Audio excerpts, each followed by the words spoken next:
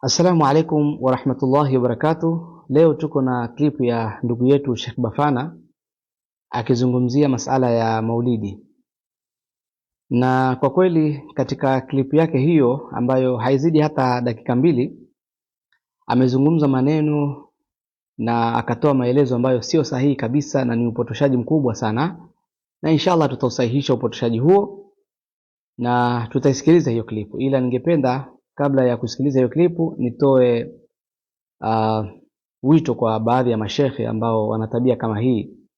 Tungeomba tafadhalini mashehe, mnapotaka kuzungumzia jambo au kuelezea jambo lolote lile, basi tofautisha baina ya ufahamu wako juu ya lile jambo na uhakika wa lile jambo wenyewe.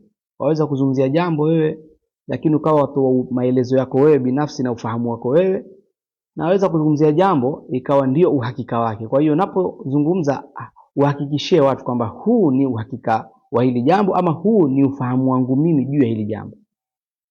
Nafikiri imeeleweka mpaka hapo. Kwa hiyo acha tusikilize klipu hii na inshallah tutasahihisha nukta baada ya nukta inshallah.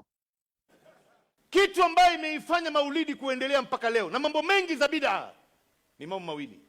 Jambo la kwanza, hawa ambaye leo wanaounga mkono masala ya mambo ya bid'a hizi wanamwaga pesa nyingi sana ili kuhakikisha kwamba maulidi inaendelea kuwa hai, lakini wao wenyewe wanajua maulidi na matendo yote ya bid'a imo katika kitanda cha kifo.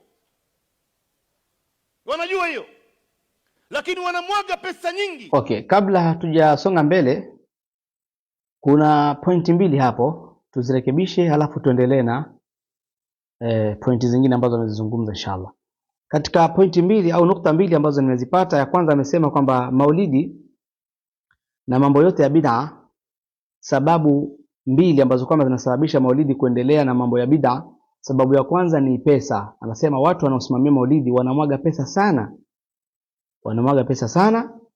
Kisha pointi ya pili akasema na wao wale watu wa maulidi au hao wanaosimamia maulidi wanajua kwamba hiyo ni bid'a na hayo ni katika mambo ya bid'a. Kwanza kabisa katika hii nukta ya kwanza kuhusu pesa, huwezi kuzilaumu pesa katika masala kama haya. Kama ukisema maulidi, watu wanaosimamia maulidi wanamwaga sana pesa, hata katika mambo mengine yote ya khairati yanahitaji pesa. Kujenga misikiti yanahitaji pesa, kujenga madaris yanahitaji pesa, mambo yote ya kidini huwa yanahitaji pesa ndio mambo yasonge mbele. Kwa hiyo pesa sio kwamba ndio sababu kubwa ya wewe manake kulaumu pesa, hapana. Pesa inaweza kutumika kwa kheri ama kwa shari. Masala itakuja kwamba pesa ni kitu ambacho ni innocent, ni kitu ambacho kwamba hakilaumiwi wala hakina lawama, umefahamu Kwa hiyo pesa itatumika katika kheri ama katika shari, lakini usiseme kwamba wenye maulidi wanatumia pesa ukaifanya kama mbele pesa ni lawama yatakiwa kulaumiwa, hapana. Kisha nukta ya pili amesema watu wa maulidi wale wasimamizi wanasimamia maulidi kwa kuwa wanataka ili jambo lisonge mbele, ni jambo la bid'a na wao wanajua jambo hili halifai, ni jambo la uzushi. Umeona? Kwanza kabisa lazima utufahamishe ndugu yetu Sheikh Bafana, hao watu wa maulidi walikuambia wewe kwamba wanajua kwamba hayo maulidi ni katika bid'a, ama ni akili zako na ufahamu wako ndio unaokutuma kuona kwamba wewe wanahisi wale watu unahisi labda watu wa maulidi kwamba wanajua wanafanya bid'a? Manake wewe wasema kwamba watu wa maulidi wale wasimamizi wenye kutoa pesa na kuhakikisha kwamba maulidi yanafanyika wanafanya hayo wakijua kwamba ni uzushi na ni bid'a. Je, walikuambia wewe kwamba wao wanajua kuwa ni uzushi na ni bid'a na wanafanya? Walikuambia hivyo? Ama ni wewe ufahamu wako wewe ndio umelileta hilo swala kwa mfumo huu? Kwa hiyo hilo pia ni kosa. Kwa hiyo Sheikh Bafana hapo lazima urekebishe. Watu wa maulidi wanapofanya maulidi hawafanyi kwa itikadi ya kwamba ni bid'a ama ni uzushi.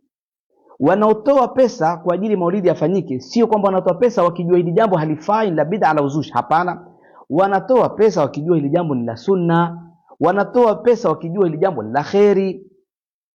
Kama vile wanatoa pesa wakisafirisha watu waende umra, wanatoa pesa wakifanya mambo ya kheri mbalimbali, vile vile wanatoa pesa maulidi yasomwe wakiamini kwamba maulidi ni katika mambo ya kheri. Kwa hiyo lazima hapo utofautishe. Watu wa maulidi wanasimamia maulidi na kuyatolea pesa na gharama wakiamini kwamba wanafanya jambo la sunna na jambo la kheri, wala hawaamini kwamba ati wanafanya mambo ya bid'a kama unavyodai wewe. Haya, hiyo ni nukta ya pili. Ya tatu akaendelea kusema, maalimu wa madrasa na wanafunzi wake wanasafirishwa kutoka mji mmoja kwenda mji mwingine ili ionekane kwamba katika ile sehemu inayosoma maulidi watu ni wengi, lakini wenyewe wanajua kwamba si kama ilivyokuwa mwanzo. Hapa kuna hii kauli anasema kwamba maalimu wa madrasa anasafirishwa, anatolewa gharama, anasafirishwa yeye na wanafunzi wake waende katika maulidi ili maulidi yale yaonekane ni makubwa, lakini sio kweli. Sasa maneno haya yanapingana na maneno ya usuli katika dini. Mathalan, mimi nitakupatia mfano mdogo tu. Kuna watu wanakwenda kufanya haji na umra. Wale watu ambao kwamba wanatekeleza ibada ya haji na ibada ya umra, sio kwamba watu wote wale wamejisimamia wenyewe. Kuna maelfu na maelfu ya watu wanakwenda kufanya ibada ya haji na ibada ya umra wakiwa wamesaidiwa na wamesapotiwa. Kuna mtu anatoa gharama ya watu 10, mwingine gharama ya watu 20, wengine mpaka gharama ya watu 50 mpaka watu 100. Na watu tuana zaidi na zaidi katika kuwasimamia watu wengine wakatekeleza zile ibada. Sasa swala liko hapa, ina maana wale wanaotoa gharama ili watu wakatekeleza ibada za haji na ibada za umra, huwa wataka ile ibada ionekane watu ni wengi kule katika haji, katika umra, ionekane mjumuiko wa watu wengi. Hapana, wale wanatakidi kwamba wanaliadhimisha hili jambo na wanatekeleza jambo la kheri kwa kuwatolea watu wengine na kuwasaidia watu wengine. Kheri waweza kujifanyia nafsi yako, na kheri waweza kumfanyia mwingine, yeye akapata na wewe ukapata kwa kuwa umemfanyia yeye. Sasa masala ya kusema wanafunzi wamesafirishwa ama wamechukuliwa kutoka sehemu moja sehemu nyingine, lazima ufahamu kwamba maulidi kwanza kuna idadi ya watu wengi sana wanaokwenda kwa pesa zao wenyewe. Suala la madaris kuenda kwa sababu zile madaris hawana uwezo pengine ya kufika pale pahali. Watu wataka kuenda mathalan Lamu au Mambrui, na watu wanaishi Mombasa ama Nairobi. Na wakiangalia wale watu, kuna ambao wana uwezo wao watakwenda na ndege, kuna walio na uwezo wao watakwenda na gari, wale kwamba hawana uwezo kabisa husaidika. Bana, nyinyi mnatamani kwenda kwa kuwa hamuna cha kuwapeleka huko ama cha kuwasaidia katika kulipa gharama, sisi tutatolea gharama hizo. Mko wangapi? Tuko watu kadhaa. Basi tuko mimi na wanafunzi wangu, au tuko sisi watu 10, 20, 30. Kwa hiyo ni watu wenyewe wana raghba ya kwenda, sio kwamba wale wanafunzi na walimu wakisaidiwa kupelekwa katika maulidi kwamba wanalazimishwa kama vile wanafanywa acting, nendeni ionekane jumuiko. Itakuwa ni kuhongwa huko, nendeni mkaonekane kama mko wengi alafu watu wanahongwa. Hapana, watu wanakwenda wenyewe kwa raghba zao na mahaba yao ya Mtume sallallahu alaihi wasallam na kuyatekeleza yale mambo ya kheri. Kwa kuwa wamekosa support ya kuwapeleka, ndio wale wasimamizi wakasema, bwana, wacha tuwasaidie, tuwapeleke wakatekeleze maulidi, wakafurahikie jambo la maulidi. Nani katika khairati, wala si lengo lao kwamba nendeni kule ionekane maulidi ni makubwa. Hapana, wanaokwenda kule wanakwenda na furaha zao, wanakwenda kwa mahaba yao, lakini alokuwa hana uwezo ndio anapata msaada. Na hiyo ni nidhamu ambayo kwamba iko zamani. Hata maulidi yalipokuwa yameasisiwa, hasa maulidi ya Lamu, katika historia tumewahi kuposti video mbalimbali. Maulidi ya Lamu yalipokuwa kiasisiwa, mwanzo kabisa yalitoka watu chungu mzima, mamia ya watu kwenda kuyaassis na kuanzisha maulidi ya Lamu na maulidi ya kila sehemu. Wanatoka watu kutoka sehemu moja kwenda sehemu nyingine kwa ajili ya kupatiana ile support na kujumuika katika jambo la khairati. Sio kwa sababu mbona watu wanaalikana katika kufungua misikiti, jamani tuwalika mfungue, njooni kwa wingi, msikiti unafunguliwa. Kwa nini watu waje kwa wingi? Hata mtu mmoja, watu wawili mnaweza kufungua msikiti. Kwa nini mualike watu umma? Kwa sababu gani mwataka watu waonekane kwamba watu ni wengi katika kufungua msikiti fulani? Kwa hiyo pia haifai. Hapana, watu kujumuika katika jambo la kheri, it doesn't matter kama wataonekana wingi, wataonekana kidogo. Hiyo fikra zako wewe za kusema kwamba mnafanya hivyo kwa sababu ionekane watu ni wengi, hiyo ni fikra zako wewe na mawazo yako wewe. Hiyo ni suu dhanni. Lakini husnu dhanni inatumika kila pahala, hata katika mahafalati, hata katika misikiti, madarisi na katika hafalati mbalimbali. Watu waambiwa njooni kwa wingi, ionekane jambo kwa wingi, manake ni jambo la kheri. Hakuna riaa kwamba watu ni wengi.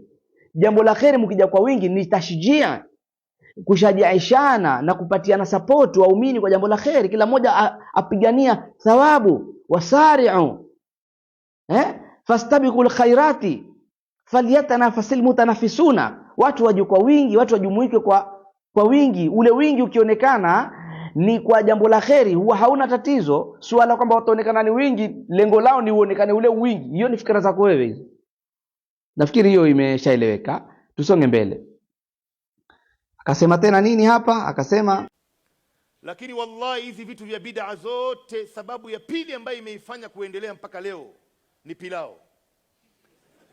Waondoe pilao, waone kama kuna mtu atahudhuria hapo. Ndugu zangu, wengi wa watu wanakwenda kula tu pale.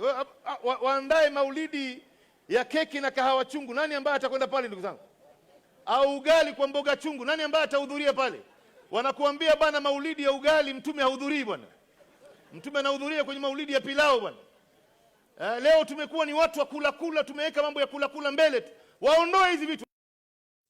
Hapa ndio kuna tatizo kubwa zaidi. Ameapa na Mwenyezi Mungu, amesema na wallahi, jambo la pili linalosababisha maulidi yakaendelea ni pilau. Tena akapa na Mwenyezi Mungu akasema wallahi. Hayo ni makosa makubwa sana Sheikh Bafana amefanya. Kwanza kabisa nimpe taarifa yeye Sheikh Bafana pamoja na wenzake wote wenye mawazo kama hayo. Maulidi yanayofanyika duniani, yale makubwa yote yanayojumuika mamia na maelfu ya watu, hayana chakula. Kwa taarifa hiyo nakupatia. Tusiende katika maulidi ya Yemen na nchi zingine, huko ni mbali, pengine utakuwa na shida ya kuinvestigate. Tuende katika masala ya East Africa. Tuanze na Kenya. Maulidi makubwa kabisa Kenya, ambao ni maulidi ya Lamu. Maulidi ya Lamu yanasomwa kuanzia mwanzo mpaka mwisho, watu wanamaliza wanaenda zao, hakuna chakula, hakuna pilau. Hiyo ni la kwanza. Maulidi ya pili, maulidi makubwa kabisa ya Mamrui. Maulidi ya Mamrui kuanzia yanasomwa mpaka maulidi yanamalizika, watu wanaenda zao, hakutolewi hata sahani moja ya pilau, hakuna.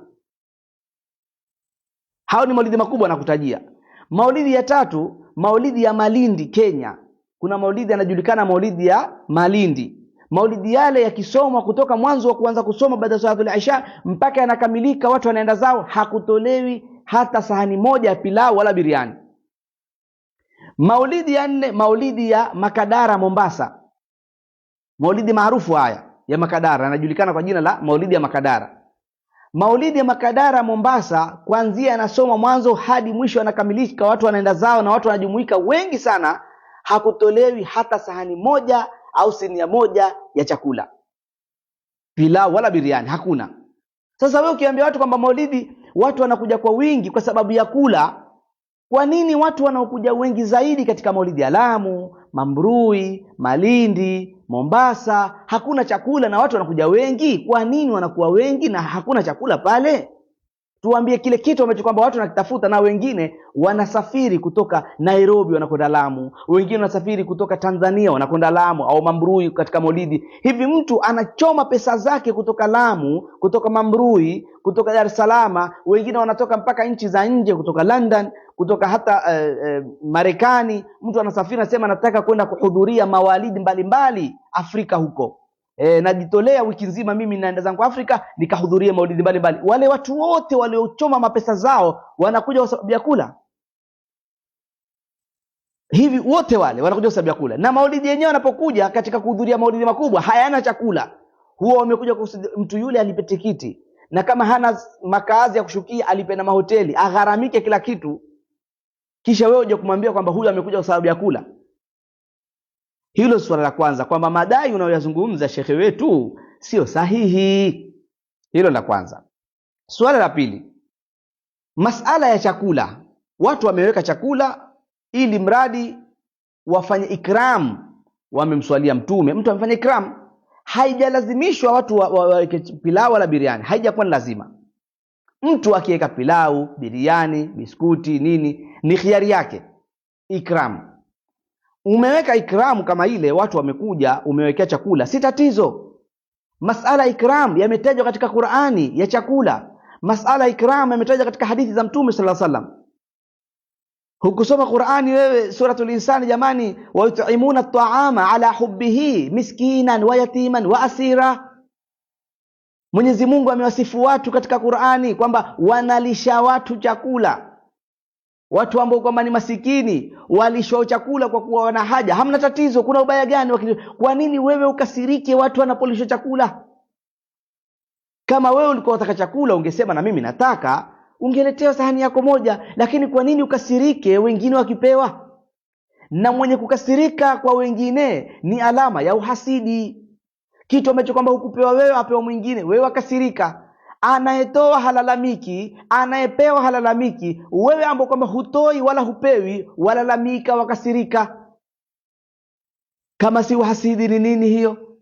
Na wakati Mwenyezi Mungu katika Qur'an anasema wayut'imuna ta'ama la hubbihi miskinan wa yatiman wa asira, inma nut'imukum liwajhi llah.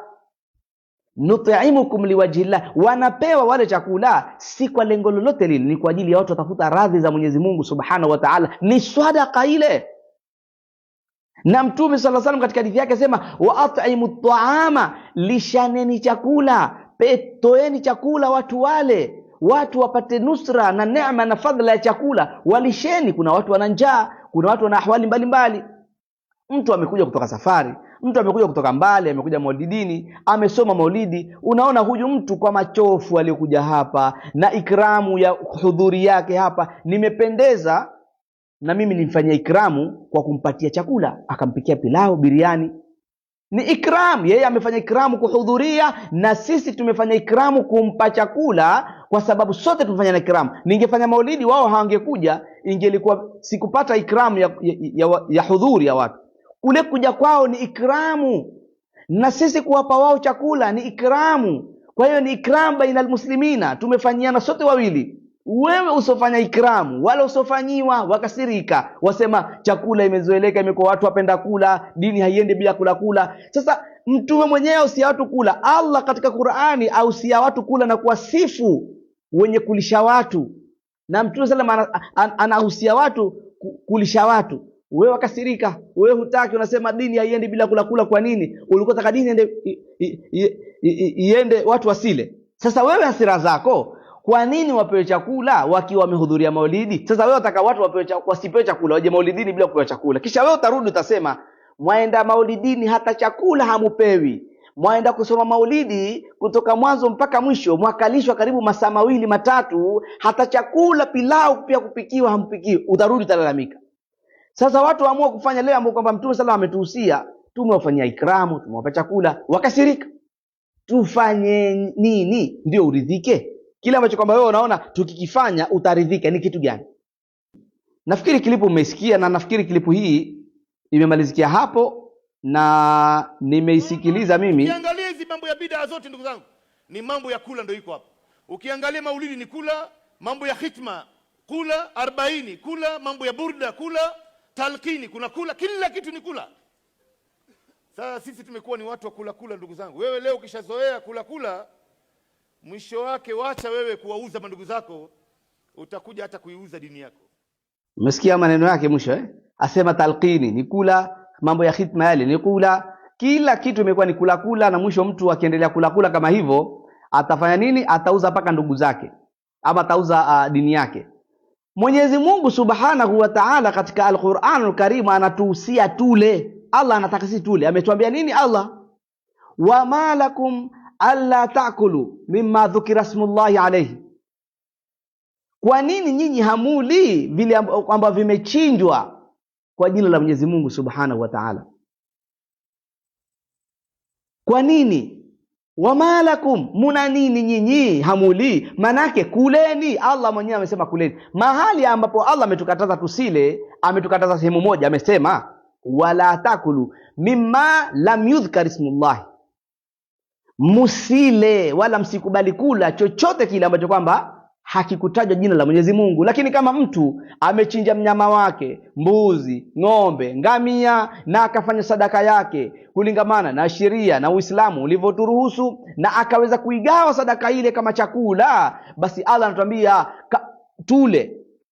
Tusipokula, Allah anatulia anasema wa malakum alla taakulu mimma dhukira smullahi, kwa nini nyinyi hamuli? Kuleni, kulu washrabu wala tusrifu innahu la yuhibbul musrifina. Allah katika Qur'ani ametuelezea tule, kuleni, washrabu, na munywe. Tena kuleni sana na munywe mtosheke. Wala tusrifu, msifanye tu jambo moja, msifanye israfu katika kule kula na kunywa. Hilo ndilo tulilohusiwa na Allah subhanahu wa ta'ala. Sasa tuifuate Qur'ani. Allah ametuambia tule, wewe unasema khitma kula, sijui nini kula. Hiyo ni wasia wa Mwenyezi Mungu. Allah ametuambia tule, wewe unasema tusile. Unasema dini mnaipeleka kula, talqini kula, khitma kula, kila kitu ni kula. Huo ndio wasia wa Allah kwamba tule. Tukipewa chakuliwa tule, ndivyo tulivyopewa. Sasa wewe utajua mwenyewe, nyinyi mnakula hivi maadamu kitu kimepita katika sheria kwamba chafaa kuliwa, kitaliwa. Kinachofaa kuliwa na kimeruhusiwa kuliwa na kiliwe. Kile ambacho kama kimeharamishwa na kimekatazwa, tutakaa mbali nacho.